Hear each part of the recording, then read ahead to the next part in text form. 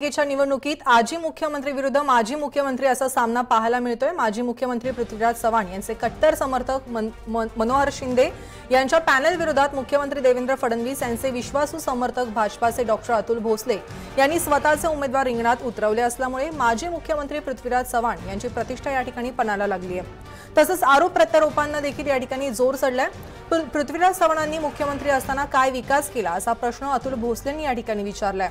तर चव्हाणांनी भोसलेंना सडेतोड उत्तर देखील या ठिकाणी दिले।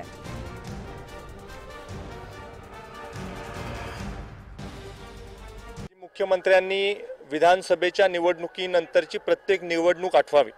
मग बाजार समितीच्या निवडणुकीमध्ये काय झालं, जिल्हा परिषदेच्या निवडणुकीमध्ये त्यांच्या पक्षाची अवस्था काय झाली, कराड नगर परिषदेच्या निवडणुकीमध्ये त्यांच्या पक्षाची अवस्था काय झाली, आणि आज मलकापूरमध्ये सुद्धा पूर्णपणे काँग्रेस पक्षाला पूर्णविराम देऊन लोक सगळी सत्ता भारतीय जनता पक्ष, शिवसेना आणि मित्र पक्षांच्या ताब्यात देणार आहे।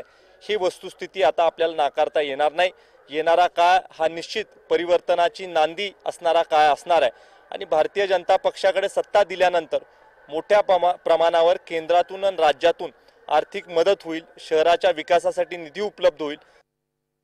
चंद्रकांत दादा पाटील आले, त्यांच्याकडे मी नाव घ्यायचं काय कारण आहे, सांगितलं की मलकापूरच्या भ्रष्टाचाराची चौकशी लावणार आहे। आम्ही वाट बघतोय, अजूनही 27 तारीख आहे, लावा ना चौकशी। म्हणजे असं काहीतरी उचलली जीवन लावली तोंडाला असं जे करण्यापेक्षा तर काही चुकीचं झालं असेल तर एवढा विकास झाला असता का? या ठिकाणी जर भ्रष्टाचार झाला असता किंवा काही नेतृत्व जर योग्य नसतं तर एवढा मोठा विकास झाला असता का? आणि म्हणून मला वाटतं की आपापल्या गावाचा विकास करावा आणि मग दुसरीकडे येऊन बोलावं। पण ही निवडणूक आहे, प्रत्येकाला आपापली बाजू मांडण्याचा अधिकार आहे, त्यांनी मांडावी जरूर। त्यामुळे आम्ही आमच्या 5 वर्षात काय केले सांगता येतं, आता हे काय सांगणार आहे?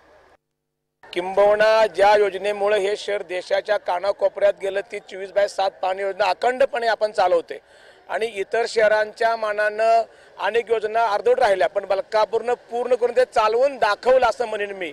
आणि अनेक योजना अशा आहेत की महिलांना आपण केंद्रस्थानी ठेवलं।